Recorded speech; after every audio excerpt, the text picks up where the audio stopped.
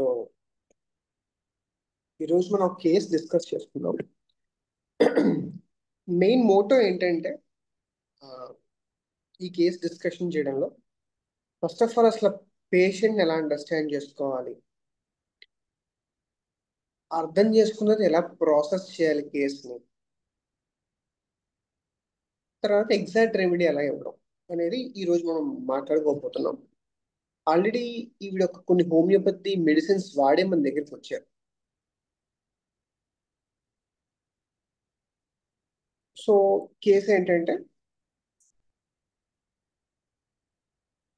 She a female, aged about 40 years.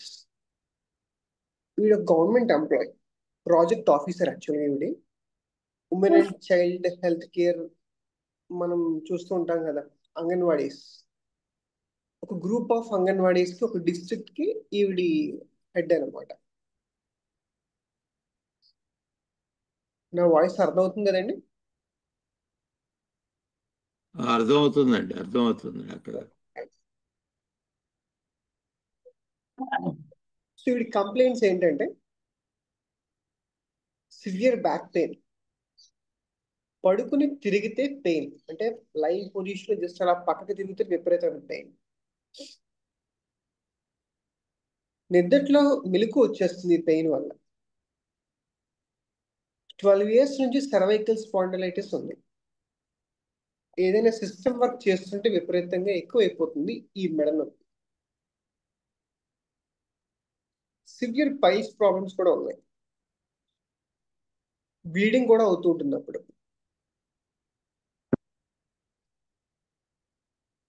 Since beginning నుంచి నాకు constipation problem ఉంది. వీటన్నిటికీ నేను హోమియో మెడిసిన్ వాడాను, చాలా తక్కువ రిలీఫ్ అనిపిస్తుంది. ఈ మైగ్రేన్ హెడేక్స్ అనేవి కూడా నాకు ఉన్నాయి. సిన్స్ ప్రైమరీ స్కూల్కి వెళ్తున్నప్పటి నుంచి నాకు ఈ కంప్లైంట్, ఈ సివియర్ హెడేక్స్ అనేవి వస్తూ ఉంటాయి. ఈ మైగ్రేన్ హెడేక్స్ వస్తే వామిటింగ్స్ అవుతూ ఉంటాయి, బట్ వయసు పెరిగే కొద్ది తగ్గుతున్నాయి. పీరియడ్స్ ముందు especially 2-3 days before and after 6 or 7 days of period విపరీతమైన తలనొప్పి, ఈవెన్ ఉద్యోగానికి కూడా సెలవు పెట్టేస్తూ ఉంటారు.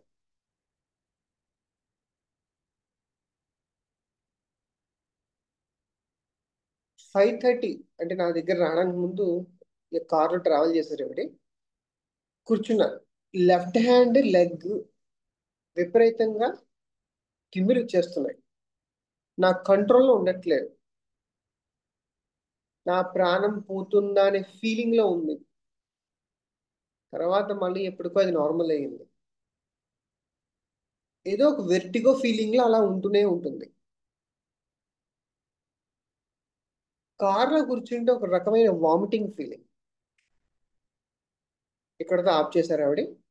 నేను మధ్యలో ఒక 2-3 ఆల్మోస్ట్ ఒక 2 minutes గ్యాప్ ఇచ్చి మొన్న అడిగాను, ఇంకేమైనా చెప్పండి అని అడిగాను. ఇంకా చెప్పండి అని అడిగాను. ఈవినింగ్ టైంలో చికెన్ తింటే జాయింట్ పెయిన్స్ వస్తుంటాయి. ఏదైనా ఇన్సిడెంట్ జరిగితే త్వరగా కోపం వచ్చేస్తుంటుంది. విషయంలో కూడా చాలా చేంజెస్ వస్తున్నాయి వయసు పెరిగే కొద్ది. కొంచెం కారం తింటే గొంతులో మంట, లేటుగా తింటే రీగర్జిటేట్ అవడం, తినదంతా బయటికి రావడం, అప్పుడప్పుడు మక్కి పెట్టేస్తుంటుంది, హిప్ పెయిన్ ఉంటుంది అస్తమాటికి, రైట్ సైడ్ రిస్ట్ తిమ్మిరొస్తూ ఉంటాయి, ఎక్కువ కాన్సన్ట్రేషన్ చేయలేకపోతున్నారు, మతిమరుపు ఎక్కువ అయిపోతుంది ఈ మధ్య. మళ్ళా ఆగింది ఆవిడ. నేను మళ్ళీ ఇంకొక 1 minute గ్యాప్ ఇచ్చి ఇంకా ఏమైనా ఉన్నాయని అడిగాను. ఓవ్యులేషన్ పీరియడ్ లో కడుపు నొప్పి వస్తుంది, విపరీతమైన హెయిర్ ఫాల్, నాకు నార్మల్ డెలివరీ అయ్యిందంట. ఇంకా అడిగాను and she didn't respond. So మనం మామూలుగా అడిగే క్వశ్చన్, ఏంటి మిమ్మల్ని బాగా ఇబ్బంది పెట్టేది కానీ అవుట్ ఆఫ్ కాంటెక్స్ట్ ఆవిడ ఆ సమాధానం ఇచ్చింది యాక్చువల్గా. చాలాసేపు ఆలోచించింది. సార్ అంటే ఏ విధంగా చెప్పమంటారు అని అడిగింది. మీ ఇష్టం ఎలా చెప్పినా రాలేదు అని అడిగాను. సో ఆలోచించి అక్కడే ఆవిడ 30 సెకండ్స్ గ్యాప్ తీసుకుని చెప్పింది. ఎలా అంటే, డిసిప్లిన్ లేకపోతే బాగా డిస్టర్బ్ అవుతాను. నాది హెడ్ కాదు, నేను హెడ్ కాబట్టి డైలీ విజిట్స్ ఉంటాయి. ఆ విజిట్స్ నేను టైంకి వెళ్ళాలి. ఆ టైంకి ఆ వర్కర్స్ అందరూ అక్కడ రావాలి. టైంకి అందరూ ఆ వర్కర్స్ ఈ మధ్యాహ్నం చేసే భోజనాలు ఉంటాయి చూసారా, పిల్లలకి పెడతారు చూసారా, అవి కరెక్ట్గా టైంకి జరగాలి. అవి కనుక వండకపోతే నేను బాగా డిస్టర్బ్ అవుతూ ఉంటాను. మా హస్బెండ్ హెస్ అంటే నేను నో అంటాను. నేను నో అంటే ఆయన హెస్, మా హస్బెండ్ ఎస్ అంటారు. సో ఒక 2 ఇష్యూస్ చెప్పింది. ఒకటి ఆవిడ వర్క్ ఇష్యూ, ఇంకొకటి హస్బెండ్ ఇష్యూ. ఇంకొకటి అన్నెసెసరీగా పాపకి విపరీతమైన టాయ్స్ ఇచ్చేస్తూ ఉంటారు మా హస్బెండ్. అక్కడ మాకు క్లాషెస్ వస్తూ ఉంటాయి. పాప విషయంలో డిస్టర్బ్ అవుతూ ఉంటాను.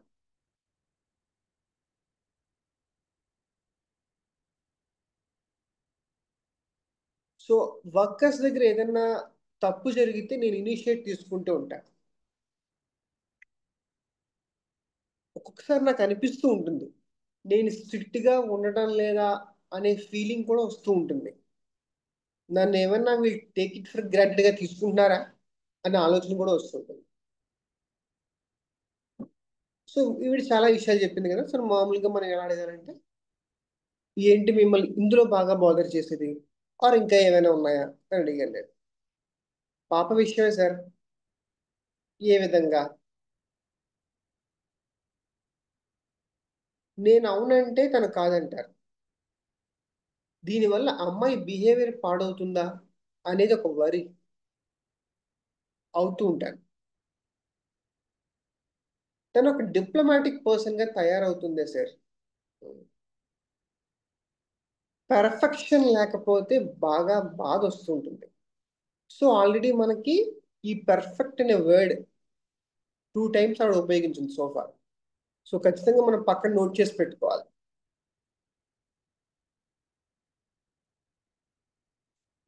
సో ఏం క్వశ్చన్ అడగచ్చు అంటారు నెక్స్ట్?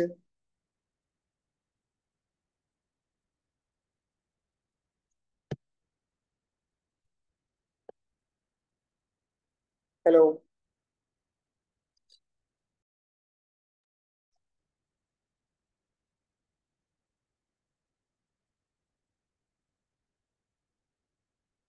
పర్వాలేదు, అటెంప్ట్ చేయండి, ప్రాబ్లం ఏం లేదు. తప్పు చేసినా పర్వాలేదు. పర్ఫెక్షన్ అంటే ఆ ఉద్దేశం ఏంటో మనకి కొంచెం క్లియర్గా తెలుసుకోవచ్చేమో. పర్ఫెక్షన్ అంటే ఏంటి మీ ఓకే, వెరీ ఉద్దేశం? Good sir, very good. అది లేనప్పుడు మీ మానసిక ప్రభావం ఏ విధంగా, ఎట్లా మీకు రియాక్ట్ అవుతున్నారు, లేకపోతే ఎట్లా ఫీల్ అవుతున్నారు మీరు? అదే, ఎస్, వెరీ గుడ్, ఈ- వెరీ గుడ్. సో మనం కూడా అలాగే, నేను కూడా అలాగే అడిగాను. ఏంటలా పాప డిప్లొమాటిక్ పర్సన్ గా తయారవుతే, పెర్ఫెక్షన్ లేకపోతే?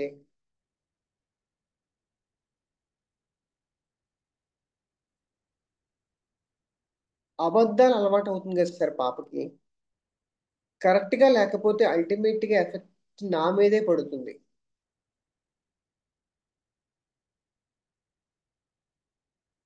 సో అల్టిమేట్ గా ఎఫెక్ట్ నా మీద పడుతుంది. ఆఫీస్ లో కూడా ఇబ్బంది పడుతూ ఉంటాను పెర్ఫెక్షన్ లేకపోతే. ఏది ఎక్కువ అని అడిగాను. అంటే ఇక్కడ 2 విషయాలు చెప్పింది, పాప విషయం, ఈవిడి విషయం. ఏది ఎక్కువ అని అడిగాను, మళ్ళీ ఆఫీస్కి వచ్చింది ఈవిడ. ఓకే,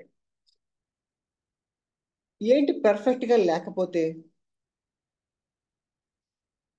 చాలా స్ట్రిక్ట్ గా చేయాలి సార్. నేను కూడా స్ట్రిక్ట్ గా ఉండాలి. అందరూ చెయ్యాలి, చేస్తేనే ఫార్వర్డ్కి వెళ్తాం. నేను వాళ్ళు అలా చెయ్యకపోతే నేను ఫెయిల్ అయినట్టే కదా. ఓకే, ఏంటి అలా అయితే, ఫెయిల్ అయితే? గవర్నమెంట్ ఇచ్చిన జీతానికి న్యాయం చేయలేం కదా సార్. డిప్రైవ్ అవుతూ ఉంటాను ఆ టైంలో.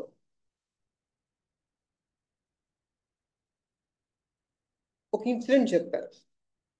అంటే వీళ్ళు చాలా స్ట్రిక్ట్ గా ఉండాలన్నమాట, ఎందుకంటే వీళ్ళు యాక్చువల్లీ పనిచేసేది ఏజెన్సీస్ లో.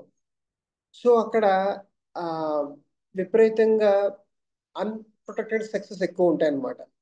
సో దానివల్ల ఏంటంటే చిన్నపిల్లలకి త్వరగా మ్యారేజ్ చేసేయడం, వాళ్ళకి ఏంటంటే త్వరగా ప్రెగ్నెంట్ అయిపోయి వాళ్ళకి ఏంటంటే ఎక్కువ హెల్త్ ఇష్యూస్ వచ్చేస్తూ ఉంటాయి. సో అవన్నీ కూడా వీళ్ళు అరికట్టాలన్నమాట, ఈవిడ అరికట్టాలన్నమాట. సో అందుకే ఈవిడ ఆఫీసర్గా అక్కడ అపాయింట్ చేశారు. సో అలా ఫెయిల్ అవ్వకూడదనే ఆలోచన కూడా ఈవిడికి ఎక్కువ ఉంటుంది. అప్పుడు నేను అడిగాను, నాకు అర్థం కాలేదు, కొంచెం వివరంగా చెప్పండి అన్నాను. సో అలా విషయాలు జరిగితే నన్ను సస్పెండ్ చేయొచ్చు, జాబ్ పోతుందేమో అనే భయం. అంటే ఈవిడి కింద ఒక ఆల్మోస్ట్ 40-50 మెంబర్స్ ఉంటారు, వర్కర్స్. వాళ్ళందరినీ కూడా కరెక్ట్ టైంకి చేసేటట్లాగా కరెక్ట్గా వాళ్ళని వాళ్ళ యొక్క వర్క్స్ ఇంప్లిమెంట్ చేసే విధంగా ఈవిడ చేయాలి. అలా చేయలేని పక్షంలో ఈవిడ ఫెయిల్ అయిపోతున్నదనే ఆలోచన, అక్కడి నుంచి సస్పెండ్ చేస్తారనే ఆలోచన కూడా ఈవిడికి ఎక్కువగా ఉంది. ఓకే, ఏంటి అలా జరిగితే? అంటే ఈవిడ ఆలోచన ఏంటంటే her delusion is that she may get suspend, fail అయిపోతానేమో ఆలోచన. మన క్వశ్చన్ అదే కదా, లెట్ us assume దట్ జరిగిందా అనుకుందాం. ఏంటి అలా జరిగితే? ఒక బ్యాడ్ మార్క్ పడుతుంది కదా సార్. చాలాసేపు ఆలోచించింది. జరిగితే ఏముంది, అంత మామూలే కదా సార్ అంది. లేదు లేదు, జస్ట్ బీ దేర్. ఇక్కడే పేషెంట్ ఏంటంటే వాళ్ళు తప్పించుకోవడానికి ట్రై చేస్తుంటారు. కానీ మన యాజ్ ఎ డాక్టర్ ఏంటంటే we should keep they in that negative side. ఆవిడ ప్రెసెంట్ ఆ స్టేట్ లో ఉన్నారు, నేను ఫెయిల్ అయిపోతానేమో అని ఆలోచన, సస్పెండ్ చేసేస్తారేమో అని ఆలోచన. ఏంటి అలా చేస్తే? లెట్ us assume దట్ అని అడిగారు. బ్యాడ్ మార్క్ పడుతుంది కదా సార్ అని చెప్పాను. నాకు అర్థం కాలేదు, కొంచెం వివరంగా చెప్పండి ఈ బ్యాడ్ మార్క్ కోసం అన్నాను.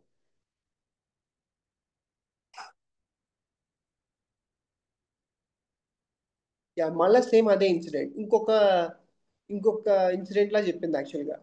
సంథింగ్ ఇన్సిడెంట్ రాశాను కానీ ఇన్సిడెంట్ ఎగ్జాక్ట్ గా రాయలేదు. ఆవిడ ఏంటంటే something anganwadi workers something eggs provide చేస్తుంటారు పిల్లలకి. ఆ ఎగ్స్ విషయంలో సంథింగ్ ఎవరైతే తేడా చేశారు, అప్పుడు అది కనుక తేడా జరిగి ప్రూవ్ అయితే ఇవి సస్పెండ్ చేస్తారు. ఇంకొక ఇన్సిడెంట్ చెప్పింది, సంథింగ్ ఆ అంగన్వాడీ వర్కర్స్ ఆ ఏరియాస్ లోనే ఏదో పాము వచ్చిందంట. ఆ పాము వచ్చి సంథింగ్ ఏదో హడావిడి చేసింది. ఆ ఏంటి మీరు చూసుకోరా అని చెప్పి సమ్ హైయర్ అఫీషియల్స్ ఏదో వీడికి మెసేజ్ పెట్టారంట. సో అది కూడా వీడికి బ్యాడ్ మార్క్ లాగా వీడు భావించాడు. ఉం. ఏంటి, లెట్ us assume దట్ వచ్చింది అనుకుందాం, బ్యాడ్ మార్క్ వచ్చింది అనుకున్నాం, ఎలా ఉంటుంది?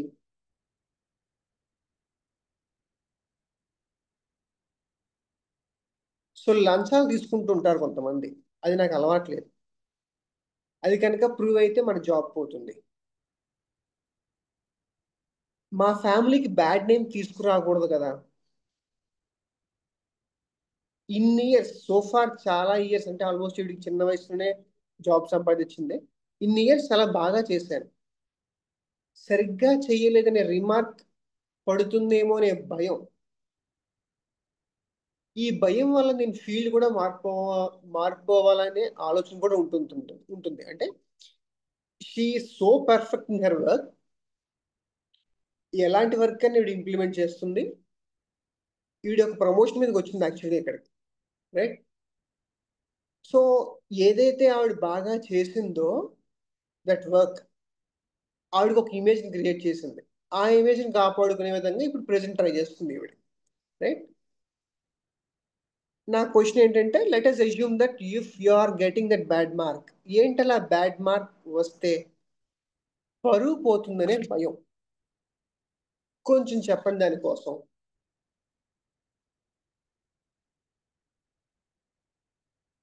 మీరు కూడా ఇలాగే అయిపోయారా, అందరిలాగా బిహేవ్ చేస్తున్నారు అని అంటారేమో. ఓకే, ఎలా అనిపిస్తుంది ఆ క్షణం? పెయిన్ఫుల్ గా ఉంటుంది.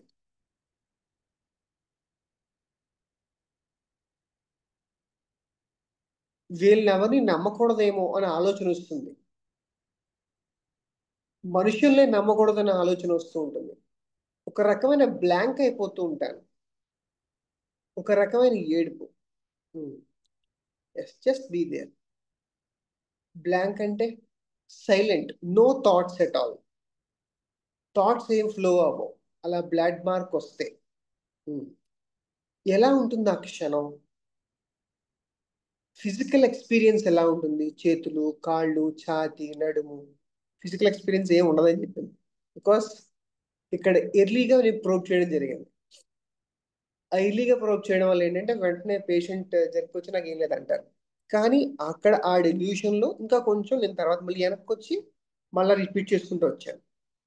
Just be there. ఎలా ఉంటుంది ఆ క్షణం when you are in that state of bad mark? వచ్చింది అనుకుందాం, ఒక రకమైన కోల్డ్నెస్ వస్తుంది, ఒక రకమైన షివరింగ్ వస్తూ ఉంటుంది, ఫాస్ట్ హార్ట్ బీట్ వచ్చేస్తూ ఉంటుంది, పాల్పిటేషన్స్ వచ్చేస్తాయి బాడీ అంతా కూడా. రైట్. సో అక్కడికి ఒక ఏరియా అయ్యింది. ఈ ఏరియా అర్థమైందండి అందరికీ?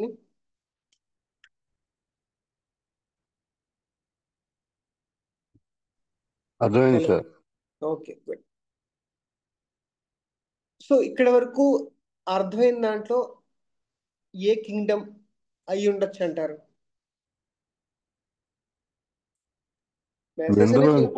మినరల్ అనిపించింది sir. Okay, very good sir, good. ఇంకెవరికి ఏదైనా థాట్స్ ఉంటే షేర్ చేయండి.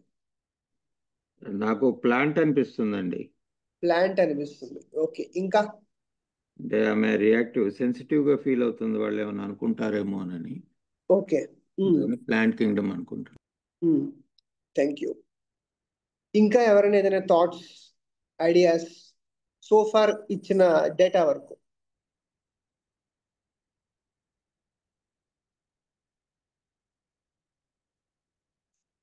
Any doubts so far?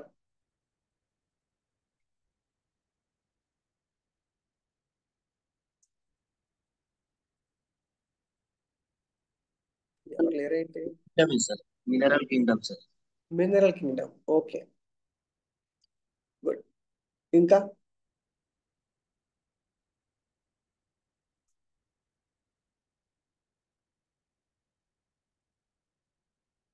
ఇంకే ఉన్నాయి?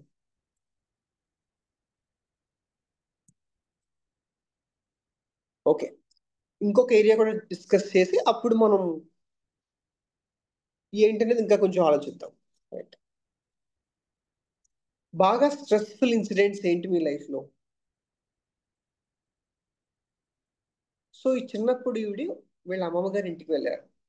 ఈవిడ యాక్చువల్లీ గుంటూరు, ట్రాన్స్ఫర్ ఇక్కడికి వచ్చారు. సో మిరప చేనుకి వెళ్ళాం. ఆ చేనులో ఎవరినో కొడుతున్నారు. వాళ్ళేమో విపరీతమైన అరుపులు, నన్ను వదిలేయండి అనే అరుపులు. వెంటనే మా అమ్మగారు అక్కడికి వెళ్ళి, మా అమ్మగారు అరుచుకుంటూ అక్కడికి వెళ్ళారు, వాళ్ళు విడిపించారు. అప్పటి నుంచి నాకు గొడవలు అంటే విపరీతమైన ఆందోళన, భయం, హార్ట్ బీట్ పెరిగిపోతూ ఉంటుంది. అస్సలు గొడవలకి ఘర్షణలకి కంటే ప్రిఫర్ చేయను. వీళ్ళ అక్కయ్య గారు కూడా ఒక ఆవిడ ఉన్నారు. సో ఆవిడ కూడా అంతే. 3 years బ్యాక్ అక్క గొడవలు ఆడడం మొదలు పెట్టారు. వాయిస్ గొడవ అయితే నేను చాలా రెసిస్ట్ చేశాను. ఆవిడ సంథింగ్ ఎవరితోనో గొడవ ఆడుతుంటే ఈవిడ రెసిస్ట్ చేసింది అనమాట. సో అప్పటి నుంచి ఒకలాంటి భయం క్రియేట్ అయ్యింది, హార్ట్ బీట్ ఎక్కువైంది.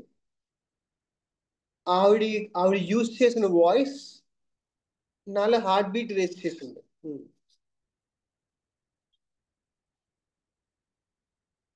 ఏంటి ఇందులో స్ట్రెస్ బాగా అని అడిగాను. అప్పుడు ఆవిడ మళ్ళీ ఇంకో ఇన్సిడెంట్ చెప్తాను. రీసెంట్ గా ఒక అమ్మాయి మా ఇంటికి వచ్చి గట్టిగా అరిచింది. సంథింగ్ ఏదో ఇష్యూ జరిగింది. ఆ ఇష్యూ నేను రాయలేదు ఇందులో. యా, నాకు క్వశ్చన్ ఏమి అడిగారంటే ఏంటి అలా అరవడం వలన ఏంటి, ఓనర్స్ ఏమైనా అనుకుంటారా అని ఆలోచన. అనుకోవడం అంటే మళ్ళా పక్కన ఇంకో క్వశ్చన్ కూడా అడిగాను, ఏమనుకోవచ్చు. సో 2 క్వశ్చన్స్ ఒకేసారి అడిగాను. వీళ్ళు ఏమైనా మనీ కోసం గొడవ ఆడుకుంటున్నారా, చుట్టుపక్కల ఏమనుకుంటారో ఏంటో. అందరి ఫోకస్ మన మీదే ఉంటుంది. ఫోకస్ అంటే అదే అదే సార్, అందరూ మనం చూస్తూ ఉంటారు కదా ఇలా గొడవ ఆడుతున్నప్పుడు ఏంటలా అందరి ఫోకస్ మన మీద ఉంటే నెగిటివ్ గా అనుకుంటారు, పరువు పోతుంది, రెస్పెక్ట్ ఉండదు. Yes, just be there. ఏంటలా అందరి ఫోకస్ మన మీద పడి ఎలా ఉండొచ్చు అంటారు ఆ క్షణం? Let us assume that, right అని అన్నారు. ఆవిడ వెంటనే she lost her eye contact with me and she was thinking about it.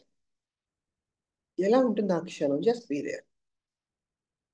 ఎప్పుడైతే వాళ్ళు డెల్యూషన్ క్రాస్ చేస్తుంటారో ఖచ్చితంగా మన వాయిస్ టోన్ మాడ్యులేషన్స్ అన్ని మారిపోవాలి.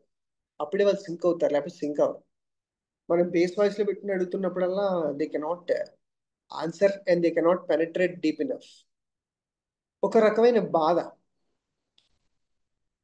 లోకాన్ని ఫేస్ చేయలేనేమో అనే ధైర్యం ఉండదు. కాళ్ళు చేతులు ఆడవు ఆ టైంలో.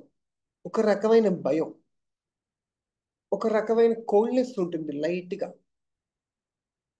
కాళ్ళు చేతులు దడ, హార్ట్ బీట్ పెరిగిపోతూ ఉంటుంది ఆ టైంలో. ఈ ఏరియాలో ఏమర్థమైంది అంటారు?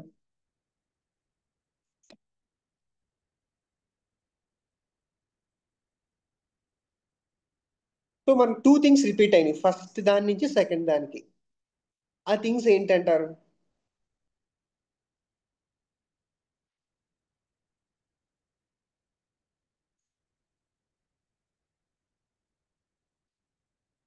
హలో,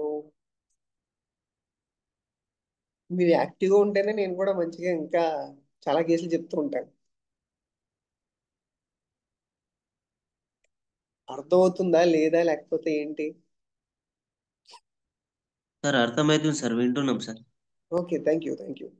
ఆమె పరువు పోతుంది అనేది రిపీటెడ్గా అనుకుంటుంది. బయట ఎస్ పెద్దగా మాట్లాడితే తను దాన్ని తీసుకోలేకపోతుంది, భయానికి లోనవుతుంది, హార్ట్ బీట్లు పెరిగిపోతున్నాయి. అంటే ఎస్ ఆమె ఆ, ఒక రకమైన తన ఇమేజ్ లేకపోతే తనకు సంబంధించిన ఆ, ఒక గౌరవప్రదమైన పదవి నుండి కోల్పోతానేమో, తన్ని తప్పుగా ఇతరులు అర్థం చేసుకుంటారేమో ఎస్ ఎస్ రకమైన మైండ్ ఆమెలో కంటిన్యూగా కనపడుతుంది. ఆ కేసు మొదలుపెట్టిన దగ్గర నుండి ఇప్పటి వరకు అవును sir, very good. Image so consciousness చాలా ఎక్కువ ఉంది.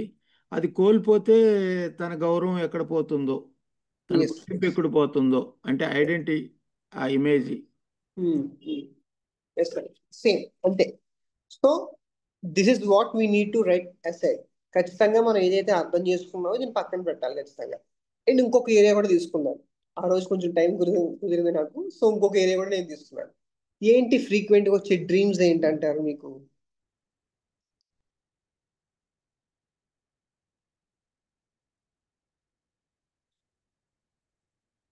సో డిస్కషన్ రిలేటెడ్గా ఎక్కువ వస్తూ ఉంటాయి. అంటే ఎవరితో డిస్కషన్ చేస్తే గనక ఆ డ్రీమ్స్ కూడా వస్తూ ఉంటాయి. సో వీళ్ళ పెద్దమ్మ గారు అమ్మాయి చనిపోయింది, అవి కూడా వస్తూ ఉంటాయి.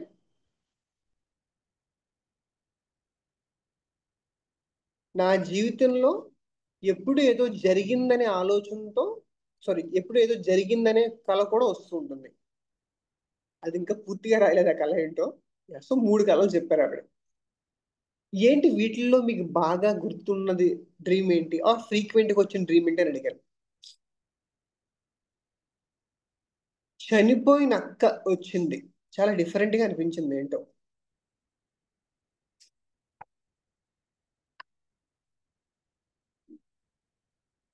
What exactly touch you in the dream? ఆవిడ చనిపోవడం, ఆవిడ కల్లోకి రావడం, ఎలా అనిపించింది ఆ కళ మీకు? అంటే సంథింగ్ ఆవిడ ఏదో ఊరేసుకుని చనిపోయారని చెప్పేసి యాక్చువల్గా. సో అది బాగా వీటి డ్రీమ్స్ వస్తూ ఉంటాయంట, because she's more connected with that girl.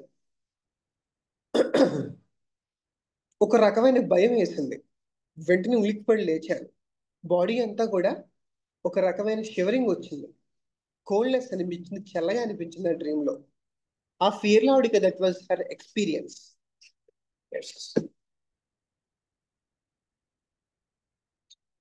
ఇంకా కొన్ని జనరల్స్ అడిగాను. సో ఓన్లీ 3 ఏరియాస్ తీసుకోవడం జరిగింది. కొన్ని జనరల్స్ అడిగాను. స్వెట్టింగ్ ఎలా ఉంటుంది ఇన్ జనరల్ గా?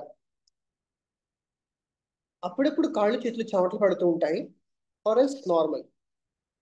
చలి అంటే అసలు తట్టుకోలేరు. Thirst is okay, at least 2 to 3 litres తాగుతూ ఉంటాను. డైలీ మోషన్ వెళ్ళాలంటే ఇబ్బంది, ఒక రకమైన హార్డ్ స్టూల్స్ వస్తూ ఉంటాయి. I need to strain a lot. At times blood కూడా పడుతుందని చెప్పాను మీకు ఇందాక. అవునండి అన్నాను. యా. సో మెన్సెస్ అనేది నార్మల్గా ఉంటుంది, బట్ బిఫోర్ మెన్సెస్ విపరీతంగా పెయిన్స్ వస్తూ ఉంటాయి. సో ఇది కేస్. సో వీడికి ఒక మెడిసిన్ ఇవ్వడం జరిగింది. కరెక్ట్గా 14 డేస్కి ఇస్తే ఆవిడ మళ్ళీ ఇంకొక 14 డేస్ గ్యాప్ తీసుకుని 1 మంత్ తర్వాత వచ్చారు ఆవిడ. ఫస్ట్ లాస్ట్ మెన్సెస్ నాకు చాలా హ్యాపీ అనిపించింది. ఫర్ ద ఫస్ట్ టైం నా ఈ 40 years ఆఫ్ లైఫ్లో నార్మల్ మెన్సెస్ అయింది. మెడిసిన్ తీసుకున్న తర్వాత అసలు హెడేక్స్ లేవు. బట్ ఆఫ్టర్ మెడికేషన్ ఏదో తెలియని నొప్పి కడుపులో. బట్ యోగా చేసిన తర్వాత ఆ పెయిన్ తగ్గింది. నెక్ పెయిన్ 101% బాగుంది, అసలు నెక్ పెయిన్ లేదు. ఈ 10-15 రోజుల లోపు నేను ఆల్మోస్ట్ ఒక 2 to 3 times చికెన్ తిన్నాను. బట్ నాకు జాయింట్ పెయిన్స్ ఏం రాలేదు సార్. హెడేక్స్ లేవు before menses or after menses. Sleep బాగుంది, ఎనర్జీ చాలా బెటర్గా ఉంది, అపెటైట్ బెటర్గా ఉంది. ఈ మెడిసిన్స్ అయిపోయిన దగ్గర నుంచి ప్రాపర్ బౌల్ మూమెంట్స్ లేవు, బట్ ఇప్పుడైతే కొంచెం పర్వాలేదు అన్నారు. ఎస్, మళ్ళీ 1 monthకి ఇచ్చాను. 1 monthకి ఇస్తే మళ్ళీ 3 months గ్యాప్ తీసుకున్నారు. అంటే ఇవి కరెక్ట్గా ఏదైనా ప్రాబ్లం వస్తే వస్తున్నారేమో అనుకున్నాను. రైట్ నీ పెయిన్ వస్తుంది బిఫోర్ మెన్సెస్, అంటే ఆల్మోస్ట్ 17/1 సెకండ్ ఫాలోఅప్ జరిగింది, ఫస్ట్ ఫాలోఅప్ జరిగింది, second follow up 19/4. During menses left elbow pain లైట్గా అనిపించింది, ఫస్ట్ టో పెయిన్ఫుల్గా అనిపించింది. పైల్స్ ప్రాబ్లం అయితే నిల్, ఏమీ లేవు. హెడేక్ అయితే నిల్, ఏమీ లేదు. కానీ విపరీతంగా హెయిర్ ఫాల్ ఎక్కువ ఉందన్న. బిఫోర్ మెన్సెస్ అయితే కోపం ఎక్కువ ఉందన్నారు. అప్పుడు డోస్ ఇచ్చాను, ఆల్మోస్ట్ మార్చ్ అంటే ఏప్రిల్లో ఇచ్చాను మెడిసిన్. ఒక డోస్ ఇచ్చాను, మళ్ళీ ఇప్పుడు ఇంకా అడ్రస్ లేరు ఆవిడ. బట్ ఫోన్ చేసి కనుక్కుంటున్నాను, ఎలా ఉన్నారమ్మా ఏంటి అని అడిగితే చాలా బెటర్గా ఉన్నాను సార్, అందుకే రావట్లేదు మీ దగ్గరికి అని చెప్పి అన్నారు. ఆల్మోస్ట్ ఓన్లీ 2 doses మాత్రం రిపీట్ చేయడం జరిగింది. అండ్ ఇంకొకటి, ఎప్పుడైతే హోమియో మెడిసిన్ కరెక్ట్గా వేస్తామో వాళ్ళల్లో హెయిర్ ఫాల్ ఉంటుంది, నెయిల్ చేంజెస్ ఉంటాయి, వాటిని మనం వెల్కమ్ చేయాలి.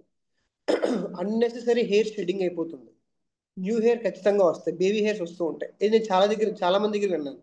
కానీ ఆ హెయిర్ ఫాల్ అయినప్పుడు వాళ్ళు మనం కంట్రోల్ చేయలేదు అనుకోండి, వాళ్ళు వెంటనే అంటే వాళ్ళు మనం పాసిఫై చేయలేదు అనుకోండి, వెంటనే వాళ్ళ సిస్టమ్ మారిపోతారు. సో అక్కడ మనం జాగ్రత్తగా ఆచితూచి జాగ్రత్తగా వాళ్ళకి ఏదో ఒకటి ఆయిల్స్ లాంటివి ఇస్తూ వాళ్ళు మేనేజ్ చేయాలి. ఎస్. ఏ డ్రగ్ ఇచ్చుంటారంటారు, ఏ కింగ్డమ్ అయి ఉంటుంది అంటారు? నాట్రమ్ కార్బ్ అనుకుంటున్నా సార్ నేను. Okay, sure. ఎందుకంటారు నాట్రమ్ గార్బ్? సార్ ఎందుకంటే ఆమె తన గుర్తింపు గురించి, ఐడెంటిటీ గురించి ఎక్కువ టెన్షన్ పడుతున్నది. వాళ్ళు ఏమనుకుంటారో, వీళ్ళు ఏమనుకుంటారో, నా పదవి, నా స్థాయి అనే దాని గురించి ఎక్కువ ఆలోచిస్తున్నారు సార్. థర్డ్ రో ఇష్యూ ఇదే ఉంటది కాబట్టి సార్. ఇంకోటి ఎక్స్పీరియన్స్ ఏమో కార్బన్ కు సంబంధించి అనిపిస్తుంది సార్. ఓకే, అందు గుడ్. గురించి నాట్రమ్ కార్బ్ అనుకుంటున్నా సార్. Good adapt. ఎస్. ఇంకా ఏదైనా థాట్స్, ఐడియాస్ ఇంకెవరికన్నా, especially from students? Bhavya, Niharika, Mahan Mahathi, Rachitha, attempt చేయండి, ఏం పర్లేదు. మీరు కాలేజీలో కేసులు తీసుకోవాలంటే ఇలాగే తీసుకోవాలి. మీరు ఈ మెథడ్లో ప్రాక్టీస్ చేయాలంటే ఇలాగే చేయాలి. No short cuts.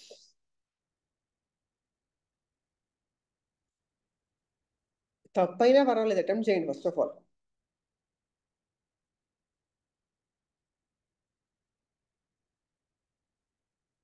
నాకు తెలిసి మీరు అందరూ కూడా ఆల్మోస్ట్ ఫైనల్ ఇయర్ దాటి ఉంటారు, కొంతమంది ఇంటర్న్షిప్ చేస్తున్నారు. ఆల్రెడీ మనకు తెలిసిన డ్రగ్గే, మన సెకండ్ ఇయర్ డ్రగ్గే అది.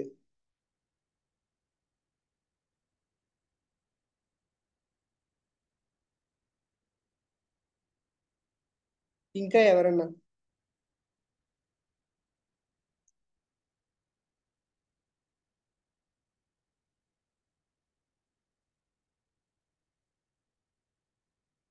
ఈ మినరల్ కింగ్డమ్ అనేది ఖచ్చితంగా తెలుస్తుందండి.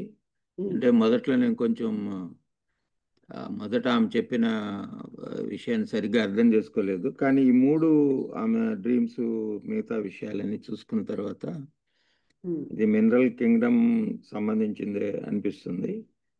ఓకే. అయితే రెమెడీ ఏమిటనేది నాకు క్లారిటీ రాలేదు. ఏ రోల్లోకి వస్తుంది ఏంటనేది ఇంకా నాకు తెలియలేదు. ఓకే సార్, షూర్, సాల్వ్ చేద్దాం మనం. ఎస్. ఇంకా ఎవరన్నా ఐడియాస్, థాట్స్, అట్లీస్ట్ కింగ్డమ్ అనే చెప్పండి ఎవరన్నా. రాధాకృష్ణ గారు, చంద్రశేఖర్ గారు బాగా చెప్పారు. ఇంకా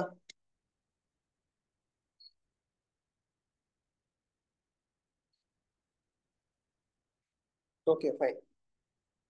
సో ఫస్ట్ నుంచి త్రూ అండ్ త్రూ రన్ అవుతుంది ఏంటంటే, నాలో ల్యాకింగ్ ఉంది, I need to fulfil it, right? అదే మనం చూస్తున్నాం కేసులో. So purely this is mineral remedy. And ఇందులో మనం ఎక్కడ కూడా లవ్, కేర్, ఎఫెక్షన్ లేదు, నాకు కావాలి అనే థాట్ ఎక్కడ కూడా కనిపించలేదు. కార్బన్ ఎక్స్పీరియన్స్ లాంటిది ఉంది కానీ బట్ కార్బన్ కాలేదు. కార్బన్లో నిస్సత్తుగా ఉంటారు. వీక్నెస్, ఆపోజిట్ స్టేట్ ఏంటంటే బాగా ఎనర్జెటిక్ గా ఉంటాం, అది కార్బన్ స్టేట్. ఇందులో ఏంటంటే she's trying to be perfect in every part of your life. ఆ పెర్ఫెక్షన్ లేకపోతే రిమార్క్స్ వస్తే ఫెయిల్ అవుతాం. ఆ ఫెయిల్ అవ్వకుండా ఉండడానికి ట్రై చేస్తుంది, రైట్? ఆ ట్రై చేయడంలో వచ్చే కాంప్లికేషన్స్ ఈ సిమ్టమ్స్. సో మనకి especially mineral third row, love, care, affection and image అంటే natrum, magnesium, alumina, silica, phosphorus, sulphur. First 3 natrum, magnesium, alumina ఒక కాన్సెప్ట్ లో ఉంటాయి. కార్బన్ అసలు నేను ఉన్నానే లేనా, ఒక డైసీ స్టేట్ లో ఉంటుంది కార్బన్. అండ్ వీక్నెస్ ఉంటుంది, నిస్సత్తుగా ఉంటారు. And coming to the silicea,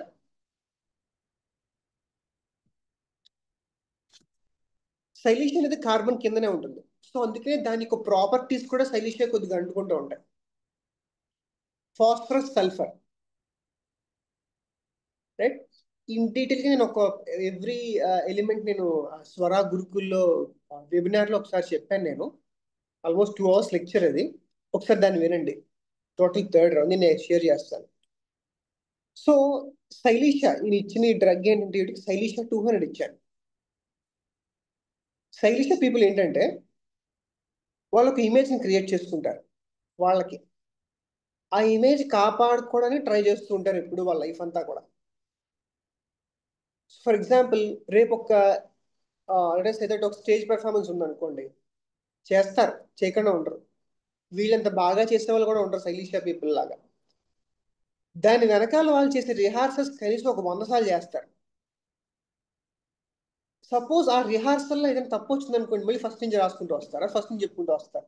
so perfection is the most word which use by many people by silicea. అలా లేకపోతే ఒక బ్యాడ్ మార్క్ వస్తుంది. బ్యాడ్ మార్క్ వెనకాల ఏంటంటే వాళ్ళు అక్కడి నుంచి వాళ్ళకి ఫిజికల్ ఎక్స్పీరియన్స్, లైట్ గా కోల్డ్నెస్ అవుతూ ఉంటుంది, రైట్? లైట్ గా హార్ట్ బీట్ వస్తూ ఉంటాయి. మనకి మామూలుగా classical symptom souls and palms లో స్వెటింగ్ ఎక్కువ ఉంటుంది సైలీషియా పీపుల్ కి. అండ్ ఈవిడికి కూడా ఆ ఎక్స్పీరియన్స్ లో కూడా విపరీతంగా స్వెటింగ్ అనిపించింది, రైట్? సో స్ట్రక్చర్ నుంచి ఏం మాట్లాడుతున్నారో చూసుకుందాం ఒకసారి. Silicea, in Silesia, they are very clear about who they are. This is me. They have a very definite image and specific identity. వాళ్ళకంటే ఒక ఇమేజ్ క్రియేట్ చేసుకుంటారు, ఉంటుంది కూడా. Any threat to this fixed perception causes anxieties and fear of identity. So threat may be anything. ఆ threat కనుక ఈ image వస్తుందని తెలిస్తే కనుక అక్కడి నుంచి వాళ్ళకి బ్రేక్ డౌన్ స్టార్ట్ అవుతూ ఉంటాయి. Therefore, each time they get on stage, they hope their identity will be preserved. Impression will remain. Also, if Silesia writes an entire assignment and makes one mistake, they will they will redo the whole assignment. చెప్పాం కదా ఇందాక, ఒకసారి కనుక వాళ్ళు తప్పు చేస్తానని అనుకుంటే మళ్ళీ ఫస్ట్ నుంచి మొదలు పెడతారు. Because the feeling is what impression will others have about me. నా కోసం ఈ లోకం ఏమనుకుంటుంది, and without that impression who am I. అలాంటి ఇంప్రెషన్ లేనప్పుడు నేను ఎవరిని. They are constantly afraid of being discovered. Their sense of self comes from other impressions. The feeling is I do not have my own self. నాకంటూ ఒక image లేదా అనే ఆలోచనతో కూడా వీళ్ళు ఉంటారు. And right down carbon, silicea, niccolum, palladium. So పల్లాడియంలో కూడా ఈ ఛాయలు అంటుకుంటూ ఉంటాయి కిందకి, because they all belongs to 10th column. Right, perfection. నేను బాగా చేస్తే ఎవ్రీవన్ షుడ్ అప్రిషియేట్ మీ, అది పల్లాడియం యొక్క థీమ్. నన్ను మంచి వాళ్ళు అనుకోవాలి అందరూ కూడా. Right, everyone should appreciate me and approbate me అని అనుకుంటుంటారు palladium. And right down above, right above palladium niccolum తర్వాత సైలీషియా. సో వీడికి నేను సైలీషియా ఇవ్వడం జరిగింది row 3 నుంచి. And she did very well. Yes, ఏమైనా డౌట్స్ ఉన్నాయా కేసులో?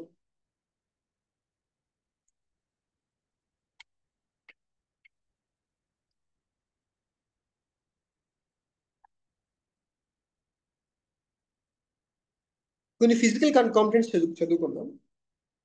యూజువల్ గా ఇది confirmatory symptoms.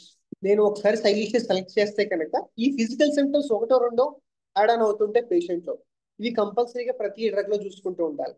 Let us assume that natrum carb అన్నారు ఇందాక. ఇన్ కేస్ నాట్రమ్ కార్బ్ అంటే కనుక ఇండికేట్ అయితే కనుక వాళ్ళకి ఖచ్చితంగా సన్ హెడేక్స్ వస్తూ ఉంటాయి, విపరీతంగా ఉంటాయి సన్ హెడేక్స్. ఆ లైట్ పడినా సరే విపరీతంగా హెడేక్ వచ్చేస్తూ ఉంటాయి.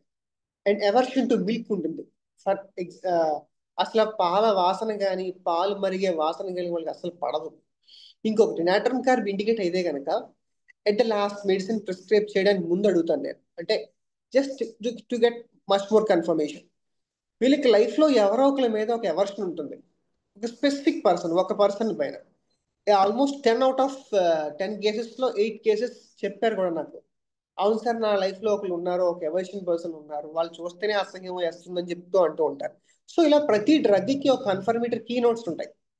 ఆ కీ నోట్స్ ఖచ్చితంగా మనం అర్థం చేసుకోవాలి. అండ్ సైలీషియా కీ నోట్స్ ఏంటంటే cold, moist palms and Jones చెప్పినట్టు ఇందాక. Tendency to feel cold and relief from heat or hot bath. They are very chilly patient, చాలా చిల్లీ పర్సన్స్ అనమాట. కార్రుగేటెడ్ నెయిల్స్ పైన రిడ్జెస్ లా వస్తూ ఉంటాయి. Perspiration stains yellow. Yes, one of the greatest drug. ఇది యాక్చువల్గా నేను చదువుకుంటున్నప్పుడు మా క్లాస్లో ఒక స్టూడెంట్కి మాకు యాప్రాన్స్ ఇస్తూ ఉంటారు. సో మేము డైలీ యాప్రాన్ ఇస్తున్న కూర్చోవాలి క్లాస్లో. అండ్ వీళ్ళు ఏంటంటే every now and then every మంత్కి ఒక 2 యాప్రాన్స్ అన్న మార్చుతూ ఉండాలి. బికాస్ ఆవిడికి అంత ఎల్లో స్టెయినింగ్ అనమాట, యాక్సెల్లాలో విపరీతంగా ఎల్లో స్టెయినింగ్ అనమాట. అండ్ ఆవిడ నా బ్యాచ్మేట్ యాక్చువల్గా. విపరీతంగా స్వెటింగ్ వచ్చేస్తుంటుంది. ఆవిడ తర్వాత కేసు తీసుకున్నాను. ఇర్రెగ్యులర్ మెన్సెస్ వస్తే సంథింగ్ ఎగ్జాక్ట్ సిమ్టమ్ మర్చిపోయాను. ఇర్రెగ్యులర్ మెన్సెస్ అని తెలుసు. అండ్ లుకోరియా కూడా ఉండేది ఆ అమ్మాయికి. అమ్మాయి చెప్పింది యాక్చువల్గా. అప్పుడు ఆవిడ సైలీషియా ఇవ్వడం జరిగింది. And she did very well, చాలా బాగా. ఆ తర్వాత నేను యాక్చువల్గా ఈ అమ్మాయి కేసు నేను యాక్చువల్లీ 3rd year లోనే 4th year స్టడీలో తీసుకున్నాను. నేను 5th year అంటే ఇంటర్న్షిప్కి వచ్చేటప్పటికి ఆవిడ ఆ కోర్స్ చేంజ్ చేయడం మార్చింది ఫస్ట్ ఆఫ్ ఆల్. సో అలా ఉంటుంది అనమాట, ఎల్లో స్టైనింగ్ ఉంటుంది వాళ్ళకి విపరీతంగా. Silage is often indicated and useful in asthma. The characteristic symptom is breathlessness worse from draft of air. కొంచెం చిన్న చల్లగాలి పడినా వెంటనే వాళ్ళకి ఆయాసం వస్తుంది, like hepar sulphs. Mind rubrics: timidity appearing in public, delusion fail, everything will fail, fear of appearing in public, fear examination before, fear of failure, very obstinate persons. Headstrong, white spots on nails, very obstinate people, చాలా పిడివాదం, అంటే విపరీతంగా obstinate గా ఉంటారు వీళ్ళు. అనుకున్నదంటే అది చేసేయాలి ఖచ్చితంగా. And one more physical symptom is white spot on nails. ఖచ్చితంగా చాలా కేసుల్లో చూస్తూ ఉంటాయి శైలీష ఇండికేట్ అయితే కనుక. అండ్ ఈ ఎగ్జామ్కి వచ్చే ముందు వాళ్ళు విపరీతంగా ఆందోళన, భయం, ఒక రకమైన యాంగ్జైటీ, రైట్? ఎగ్జామినేషన్ ఫంక్ లా ఉంటుందన్నమాట వాళ్ళకి. ఓవర్ ఎగ్జామ్ వచ్చేస్తుందంటే వీళ్ళలో ఇంకా యాంగ్జైటీ పెరిగిపోతుంటుంది. ఎప్పుడు కూడా శైలీష మిస్ అవ్వద్దు. ఇన్ కేస్ ఇలాంటి టీమ్స్ వస్తే కనుక ఫర్ షూర్ శైలీష ఇవ్వండి. అర్థమైందండి కేసు? అర్థమైంది అర్థమైంది సార్. సార్, అర్థమైంది సార్. Thank you. ఏదైనా డౌట్స్ ఉన్నాయా కేసులో?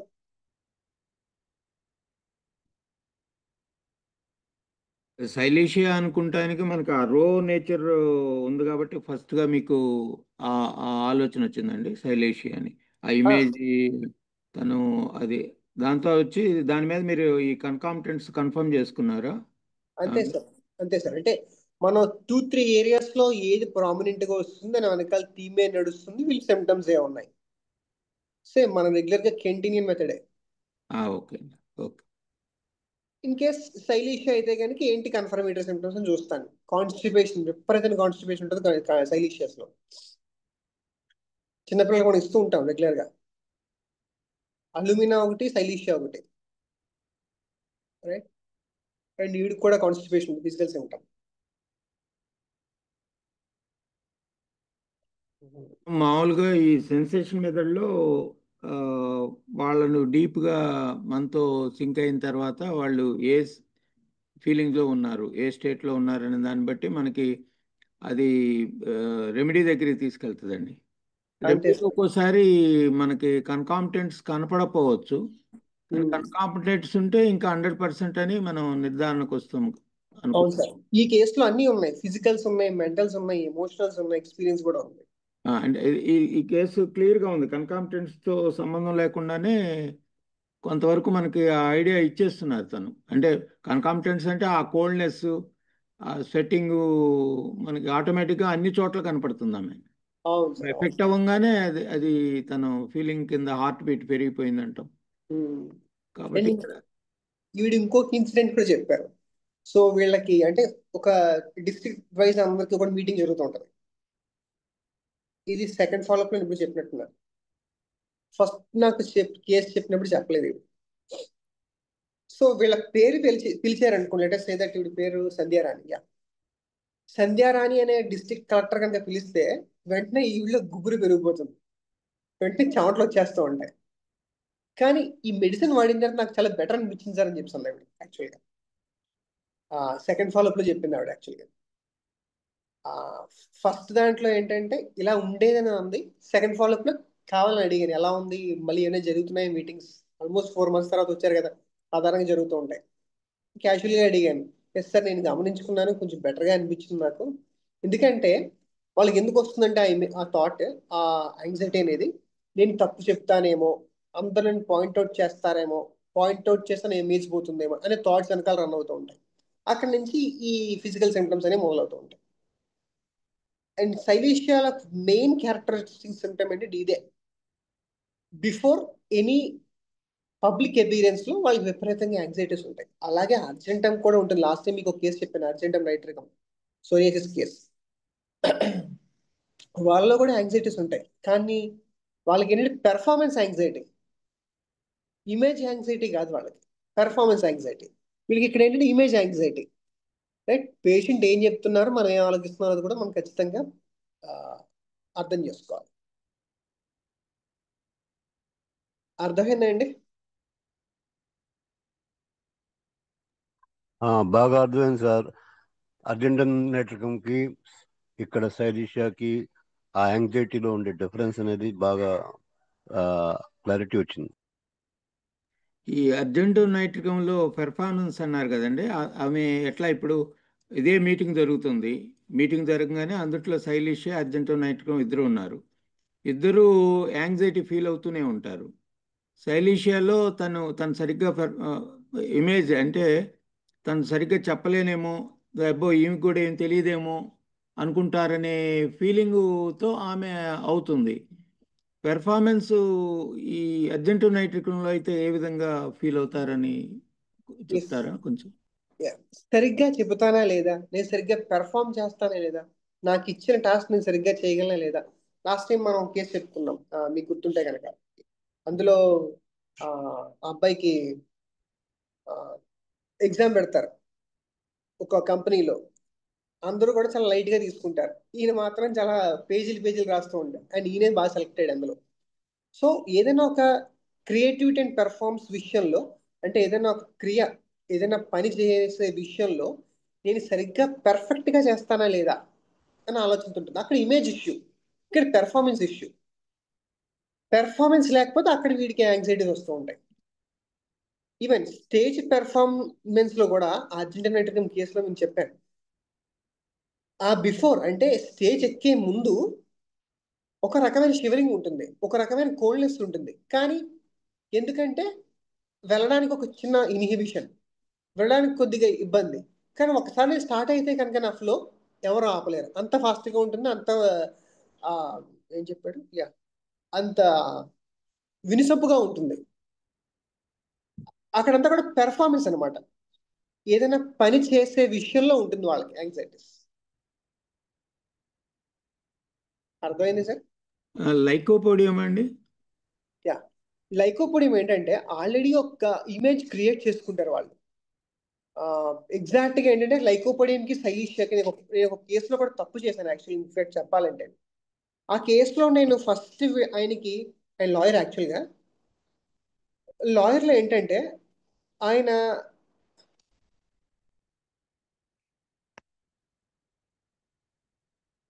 ఏం చేశారంటే ఫస్ట్ ఆఫ్ ఆల్ విపరీతంగా రైనైటిస్తో వచ్చారు. రైనైటిస్తో వస్తే నేను కార్తిక, మా మిసెస్ కూడా డాక్టరే, ఇద్దరం కలిసి తీసుకున్నాం కేసు. అండ్ మా ఇద్దరికి ఏంటంటే ఒక క్లాసులు జరుగుతూ ఉంటాయి కేసెస్ అనాలిసిస్ చేయడంలో. కానీ ఆ రోజు మాత్రం ఇద్దరు సైలీషియా అన్నాం, అండ్ సైలీషియా ఇచ్చాం కూడా. వాళ్ళు కూడా ఏంటంటే lycopodium which are very similar to silicea. ఒక థాట్ తీసుకుంటారు, ఆ థాట్ ఖచ్చితంగా పెర్ఫామ్ చేయాలని ఆలోచనతో ఉంటారు. ఆ కేసు నేను సైలీషియా ఇవ్వడం జరిగింది, కానీ ఏ మాత్రం తగ్గలేదు. స్టార్టింగ్ లో తగ్గినట్టు తగ్గింది, కానీ విపరీతంగా పెరిగిపోయింది. మళ్ళా కేసు అనాలిసిస్ చేసాం. కేసు అనాలిసిస్ చేస్తే అప్పుడు నేను ఒక పారాగ్రాఫ్ చదువుతాను చూడండి, సైలీషియాకి లైకోపోడియం డిఫరెన్స్ ఏంటో.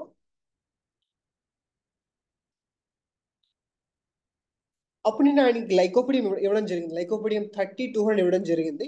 అండ్ చాలా ఇయర్స్ నుంచి ఉన్న రైనైటిస్, ఎలర్జిక్ రైనైటిస్ చాలా బాగా తగ్గింది లైకోపోడియం తర్వాత.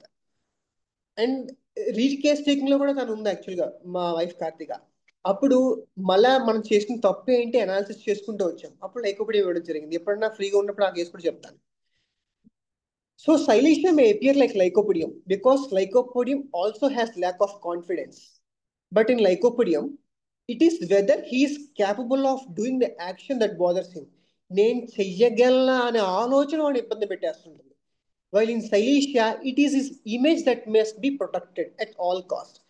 సో లైకోపోడియంలో ఏంటంటే నేను చెయ్యగలనా, నా టాస్క్ ఇచ్చి నేను చేయగలనా, నేను నాకు ఇచ్చిన మా సీనియర్ లాయర్ ఇచ్చి నేను చేయగలనా ఆలోచన వీళ్ళలో బాగా బాదర్ చేస్తుంది. Lycopodium person's survival depends upon reaching a particular goal. అంటే ఒక గోల్ సెట్ చేసుకుంటారు, ఆ గోల్ రీచ్ అవ్వడానికి ట్రై చేస్తుంటారు. The Silicea person's survival would depends upon fulfilling a particular image. So goal oriented గా ఉంటారు లైకోపోడియం, ఇమేజ్ ఓరియంటెడ్ గా ఉంటారు Silicea people.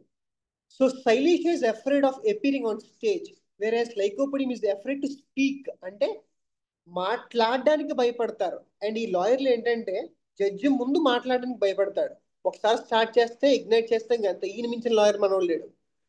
Silicea ఏంటంటే ఒక ఇమేజ్ క్రియేట్ చేసుకుంటారు, ఆ ఇమేజ్ పోతుందేమో అని ఆలోచన. Silicea people constantly feel all the eyes on themselves. They're very conscious of the impression they are creating. అందరి కళ్ళు నా మీదే ఉన్నాయి అని ఆలోచనతో ఉంటారు. This can make them very fidgety during the interview and often make physician adapt to stance of an examiner at a consultation. Right? they give a very ready-made answers. Even rehearses a lot of replies which are the point to very formal. Right. యూజువల్గా lycopodium ఏంటంటే యాక్చువల్గా మీరు చెప్పిన అంటే నాకు గుర్తుకొచ్చింది ఏంటంటే soul of remedies లో ఒక పేరా ఇచ్చారు శంకరన్ సార్. ఒక గోల్ సెట్ చేసుకుంటారు, ఆ గోల్ రీచ్ అవడానికి ట్రై చేస్తారు లైకోపోడియం. రైట్. శైలిష్ ఏంటంటే ఒక ఇమేజ్ క్రియేట్ చేసుకుంటారు, ఆ ఇమేజ్ పోకుండా ఉండడానికి వీళ్ళు ప్రయాసపడుతూ ఉంటారు శైలిష్. అర్థమైందండి? అర్థమైందండి, అర్థమైంది. ఎప్పుడైనా నేను తర్వాత ఎప్పుడైనా ఆ శైలిష ఇచ్చి తగ్గని కేసు లైకోపోడియం ఇచ్చి తగ్గిన కేసు నేను డిస్కస్ చేస్తాను ఎప్పుడన్నా ఒక మళ్ళీ ఎప్పుడైనా ఛాన్స్ దొరుకుతాయి.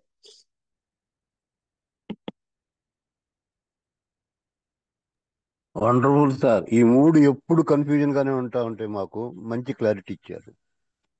Thank you sir, thank you. So ఒకటి మన కూడా నేను శ్రీకాంత్ సార్ క్లినిక్ వెళ్ళినప్పుడు, శ్రీకాంత్ సార్ క్లినిక్ నాకు పక్కనే అనమాట, జస్ట్ హార్డ్లీ ఒక 2 minutes బైక్ మీద వెళ్తాయి. సో అక్కడ 2 పిల్లలు ఉన్నారు. సార్ ఏంటి సార్ మాకేం అర్థం కావట్లేదు అన్నారు. బికాస్ స్టూడెంట్ లైఫ్లో నేను ఏం చేసింది చెప్తాను.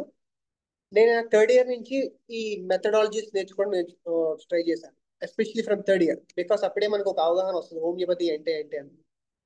సో అప్పుడు నేను ప్రిడిక్టివ్ చేయడం జరిగింది, రీడిస్కవర్ ఆఫ్ హోమియోపతి ROH అని చేయడం జరిగింది, వితల్కాస్ మెథడ్ అని చేయడం నేర్చుకోవడం జరిగింది అని తెలుసుకున్నాను. సెన్సేషన్ మెథడ్ ఫైనల్ ఇయర్లో వచ్చి నేర్చుకున్నాను. కానీ మనకేం సూట్ అవుతుంది అనేది మనం ఫస్ట్ ఆఫ్ ఆల్ మన మైండ్ సెట్కి, మన ఆలోచనకి, మనం చేసే విధానానికి ఏం సెట్ అవుతుందో అప్పుడు మనం స్టిక్ ఆన్ అవ్వాలి. సో కొద్ది రోజులు ప్రిడిక్టివ్ చేశాను, అందులో నాకు సూట్ అవ్వలేదు. నేను వెంటనే దాని నుంచి బయటకు వచ్చాను. తర్వాత రీడిస్కవరీ ఆఫ్ హోమియోపతి అని చెప్పేసి ఇప్పుడు మా ఫ్రెండ్స్ అందరూ డిస్కస్ చేసుకునేవాళ్ళు. దాన్ని కొన్ని రోజులు చేశాను, ఎక్యూట్ చాలా బాగా తగ్గాను, కానీ క్రానిక్ ఫెయిల్యూర్ ఉండే నాలో. సో మనలో ఏదో తప్పు ఉందని చెప్పేసి నాకు అర్థం కావట్లేదు చెప్పి దాన్ని వదిలేశాను. తర్వాత వితల్కాస్ మెథడ్. వితల్కాస్ మెథడ్లో ఏంటంటే చాలా బాగా మనం మెటర్మెడిగా నేర్చుకోవాలి. ఇన్ అండ్ అవుట్ ప్రతి Luke and corner of the remedy మనం తెలుసుకోవాలి. ఇప్పుడు పేషెంట్ చెప్తున్నాడు అనుకోండి, ఫర్ ఎగ్జాంపుల్ హెడేక్ అన్నారు అనుకోండి, హెడేక్ కావాల్సిన మెడిసిన్స్ అన్ని పక్కన రాసుకోవాలి. మనం ఒక 5-6 రెమెడీస్ మనకు గుర్తుంటాయి, 8th 9th రెమెడీ గుర్తుండదు. సో అందులో కూడా నాకేంటంటే 50% రిజల్ట్స్ ఉన్నా మిగతా 50% ఫెయిల్యూర్స్ ఉండేవి. అప్పుడు ఈ మెథడ్ నేర్చుకోవడం జరిగింది, సెన్సేషన్ మెథడ్. ఈ సెన్సేషన్ మెథడ్లో ఏంటంటే వితౌట్ ప్రిజరేజ్, హనిమన్ చెప్పినట్టు విధంగా ఎక్కడ ప్రిజరేజ్ చేయని అవసరం లేదు. మన ఇందులో ఓన్లీ మన కాన్సెప్ట్ అంతా కూడా కేస్ టేకింగే, కేస్ అనాలిసిస్ కూడా కాదు, కేస్ టేకింగే. కేస్ టేకింగ్ చేస్తే కనుక ఖచ్చితంగా కేస్ అనాలిసిస్ ఆటోమేటిక్గా వస్తుంది. వాళ్ళు అడుగుతుంటారు, సార్ ఏ రెమెడీ ఎలా చదవాలి ఏంటి అని అడుగుతుంటారు. రెమెడీస్ చదవద్దు, ఫస్ట్ కేస్ టేకింగ్ నేర్చుకోండి అంతే. Only case taking. మీ జూనియర్స్ని పిలవండి, మనకు మామూలుగా పోస్టింగ్ జరుగుతుంటాయి కదా, జూనియర్స్ని పిలవండి, జూనియర్స్ పిలిచి వాళ్ళకి ఖచ్చితంగా ఏదో ప్రాబ్లమ్స్ ఉంటాయి, వాళ్ళని కేసు తీసుకోండి. మన గవర్నమెంట్ కాలేజ్ అయితే బోల్డ్ మంది పేషెంట్స్, మనకి ఒక పేషెంట్ నెంబర్ తీసుకుని జాగ్రత్తగా వాళ్ళ కేసు అండర్స్టాండ్ చేసుకోండి. ఎక్కడైనా స్టక్ అయితే శ్రీకాంత్ సార్ని కానీ లేకపోతే తెలిసిన వాళ్ళని కానీ అడుగుతూ ఉండండి. అలాగే మనం ఎవాల్వ్ అవ్వగలం. డెస్పరేట్ అవ్వకూడదు నేర్చుకునేటప్పుడు. బాగా డెస్పరేషన్లో ఉంటున్నారు పిల్లలు, అసలు ఎక్కడ కూడా డెస్పరేట్ అవ్వద్దు. నాకు రావట్లేదని ఆలోచన ఇప్పుడు వద్దు, చదవండి మెటర్మెడిగా వద్దనట్లేదు, కానీ దాన్ని మెమరైజ్ చేయొద్దు. క్రానిక్ కేసెస్కి ఏంటంటే మెమరైజ్ చేయకూడదు. మెమరైజ్ చేసి మెడిసిన్స్ ఇస్తే తప్పులు ఫాల్టర్ అవుతూ ఉంటాం. ఓన్లీ మన ప్రాసెస్ అంతా కూడా కేస్ టేకింగ్. నేను స్టార్టింగ్లో శ్రీకాంత్ సార్ క్లినిక్కి కేసెస్ చూడడానికి వెళ్తూ ఉండేవాడిని. అప్పుడు ఏంటంటే ఓన్లీ క్వశ్చన్సే రాసేవాడిని, క్వశ్చన్సే. ఆయన ఎన్ని క్వశ్చన్స్ అడిగితే క్వశ్చన్స్, ఓన్లీ క్వశ్చన్స్ రాసుకుంటూ వచ్చేవాడిని. ఆ తర్వాత క్లినిక్కి వచ్చి ఆ క్వశ్చన్స్ చదివేవాడిని. ఆయన ఏదో టీచర్ కూడా నేను అడిగేవాడిని కాదు. సో డ్రగ్ అనేది మనకి ఇంపార్టెంట్ కాదు, only way of asking questions. అక్కడే కానీ మనం కేసుని డీపర్గా తీసుకెళ్ళగలం. అండ్ నేను ఈ స్టేజ్ రీచ్ అవ్వడం నాకు 10 years పట్టింది, ఆల్మోస్ట్ 10 years. సో డెస్పరేట్ అవ్వద్దు, be confident in your practice, be confident in your learning. Last time ఒక అమ్మాయి నాకు ఫోన్ చేసి ఇలాగ డెస్పరేట్గా ఉంటే నేను అప్పుడు కొన్ని సలహాలు ఇచ్చాను. This the right time I thought to share these feelings. Thank you. ఏమైనా డౌట్స్ ఉంటే క్లారిఫికేషన్ చేద్దాం, లేదంటే కనుక క్లాస్ వైండప్ చేద్దాం.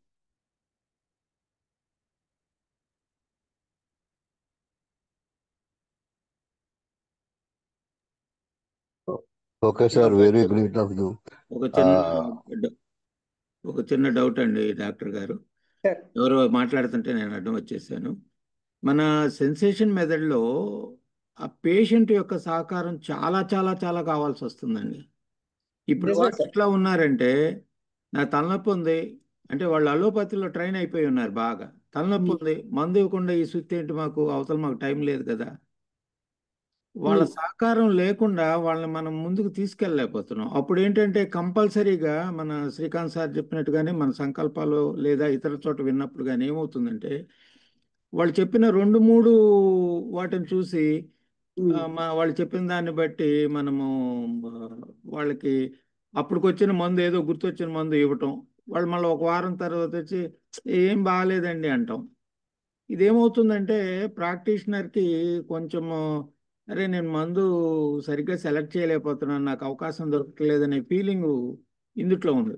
కానీ సహకరించిన వాళ్ళకి మాత్రం డ్యామ్ షూర్ ఇక మనం కింగ్డమ్ అనాలిసిస్ చేసుకుంటూ ఆ రెమెడీ దగ్గరికి వెళ్ళిపోయినాక ఇస్తే అది ఇక మనం సరిగ్గా బుల్లెట్తో కొడితే ఎట్లా తగులుతుందో అట్లా వెళ్ళి జరుగుతుంది. అది మనం కొంచెం ఎడ్యుకేట్ చేసుకోవాల్సిన అవసరం ఉంది. అంత టైం ఎక్కువ మంది ఇవ్వట్లేదు. అదే యాక్చువల్లీ నేను ఏం చేస్తానంటే ఫస్ట్ ఆఫ్ ఆల్ నా మెథడాలజీ చెప్తాను. నేను రోజుకి ఒకటే కొత్త కేసు చూస్తాను, 2 వచ్చినా సరే పోస్ట్ పోన్ చేసేస్తాను. సో ఫస్ట్ నేను పేషెంట్కి అపాయింట్మెంట్ ఇస్తాను, నేనే అపాయింట్మెంట్ రాస్తాను యాక్చువల్గా. చెప్పండి ఏంటి మీ కంప్లైంట్స్ అడుగుతాను, జస్ట్ క్యాజువల్గా వాళ్ళు చెప్తుంటారు ఇలా ఇలా వాడాను, ఇక్కడ వాడాను, ఇక్కడ చేసాను అని చెప్తూ ఉంటారు. చెప్పిన తర్వాత మన దగ్గరకు వచ్చే maximum 99% chronic cases. Acute case అయితే కనుక ఆ రోజు అప్పుడే తీసుకుంటాం. సో క్రానిక్ కేసులు ఏంటంటే, అమ్మ మీరు చాలా రోజుల దగ్గర చాలా డాక్టర్స్ దగ్గర చాలా రోజులుగా మీరు మెడిసిన్స్ వాడుతున్నారు, నేను మీకు హెల్ప్ చేయాలంటే మీ దగ్గర నుంచి నా సహకారం కావాలి. మీరు ఏదైనా అలా చెప్తేనే నేను ఏదైనా చేస్తాను, లేదు నాకు అలా వద్దు, నాకు ఈ రోజు తగ్గించమని చెప్తే అలా కూడా చేద్దాం, ప్రాబ్లం లేదు. కానీ ఈ రోగం మీ దగ్గరే ఉంటుంది, మీ ఫ్రెండ్ అయిపోతున్నాను అంటాను. లేదు సార్ నేను కోఆపరేట్ చేస్తానంటారు. ఫస్ట్ అక్కడ ఒక యాక్సెప్టెన్స్ వస్తుంది. సెకండ్, వివరిస్తాను ఫస్ట్ ఆఫ్ ఆల్. అంటే అపాయింట్మెంట్ ఇచ్చే ముందే, అమ్మ మీరు నా దగ్గరికి వచ్చింది ఈ కంప్లైంట్స్ తగ్గించుకోవడానికి అయినా సరే, కానీ మీరు ఏంటో నాకు తెలియాలి. మీ ఆలోచనలు కానీ, మీ ఒత్తిళ్ళు కానీ, మీ భయాలు కానీ, మీ కళ్ళ కానీ, మీ ఇన్ అండ్ అవుట్ పూర్తిగా మీరు నాకు సరెండర్ అయితే నేను మంచిగా మీకు హెల్ప్ చేస్తాను, హార్డ్లీ 3 monthsలో సాల్వ్ చేస్తానంటాను. రైట్, ఇక్కడ వాళ్ళకి ఇంకా కాన్ఫిడెన్స్ వస్తుంది. 2, మూడోది, అపాయింట్మెంట్ ఇచ్చేటప్పుడు డబ్బులు తీసుకుంటా, గట్టిగానే ఛార్జ్ చేస్తాను. ఆ ఛార్జెస్ గట్టిగానే ఛార్జ్ చేస్తాను. సో 3 ఏంటంటే, మనం డాక్టర్ గారికి ఇంత డబ్బులు ఇచ్చాము, మన టైం పర్వాలేదు, he's concentrating his time on me so that I need to convey everything అనే విషయంతో మూడో దాంట్లో ఉంటారు. రైట్, సో ఇలా ఉన్నప్పుడు ఆటోమేటిక్గా పేషెంట్ కనెక్ట్ అవుతారు. నేను ఒక పొరపాటు చేశాను. పొరపాటు ఏంటంటే, నిన్న 2 కేసులు కొత్త కేసులు ఒకేసారి వచ్చినాయి. అంటే నేను యాక్చువల్ కేసులు లేవు, కొత్త కేసులు పెట్టలేదు, కానీ నేను కొత్త కేసులు వచ్చినాయి 2 కేసులు. సరే ఒక కేసు తీసుకుందామని ట్రై చేశాను. నేను ఆవిడకి ఆల్రెడీ చెప్పి కూర్చోమన్నాను, ఒక 5 minutes కూర్చోండి, 2-3 ఫాలోఅప్స్ అయిపోయింది మీరు స్టార్ట్ చేస్తాను అన్నాను. సేమ్ ఇలాగే చెప్పాను నేను కూడా. కాకపోతే ఈవిడ దగ్గర ముందుగా అపాయింట్మెంట్ తీసుకోవడానికి నేను తీసుకోలేదు, because she's right now bleeding అనమాట, విపరీతంగా బ్లీడింగ్. ఆల్రెడీ 3 అలోపతిక్ డాక్టర్స్ని మార్చింది గైనకాలజిస్ట్. నేను కేసు తీసుకోవడం మొదలు పెట్టాను, నాకు బ్లీడింగ్ ఉంది, మందు ఇవ్వు, ఫస్ట్ నుంచి ఇంతే.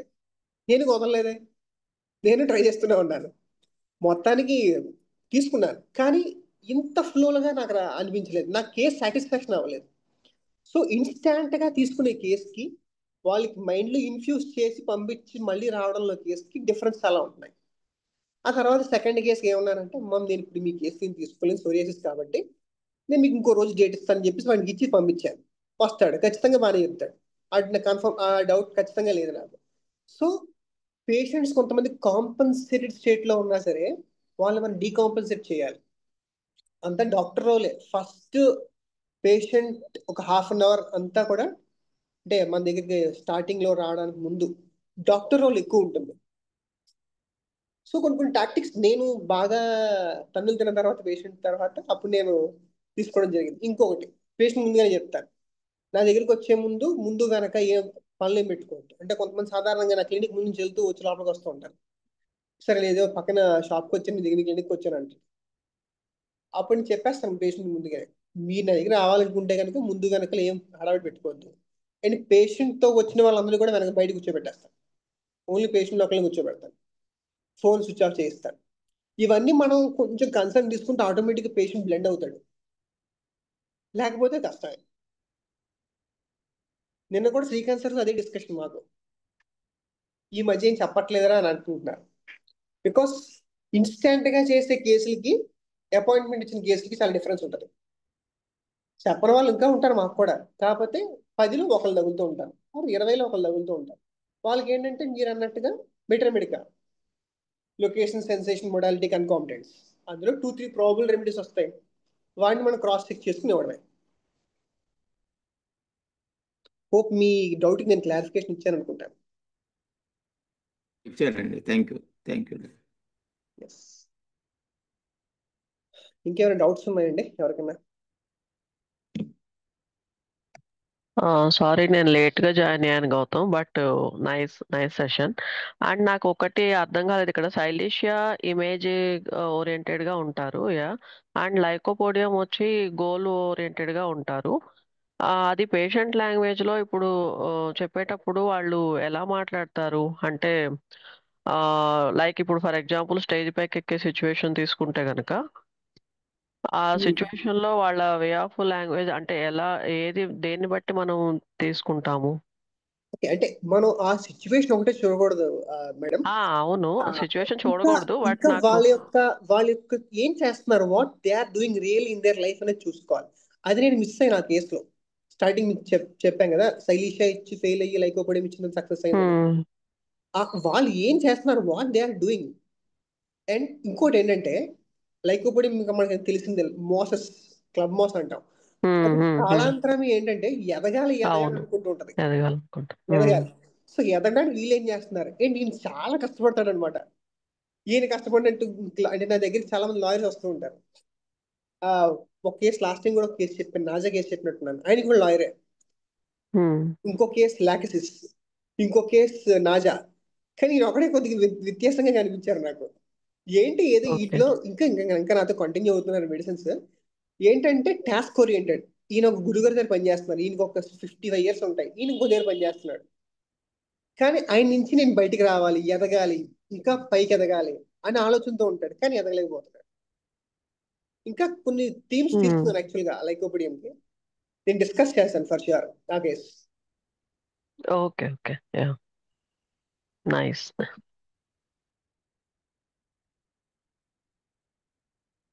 ఇంకేదైనా డౌట్స్ స్టూడెంట్స్ నుంచి కానీ?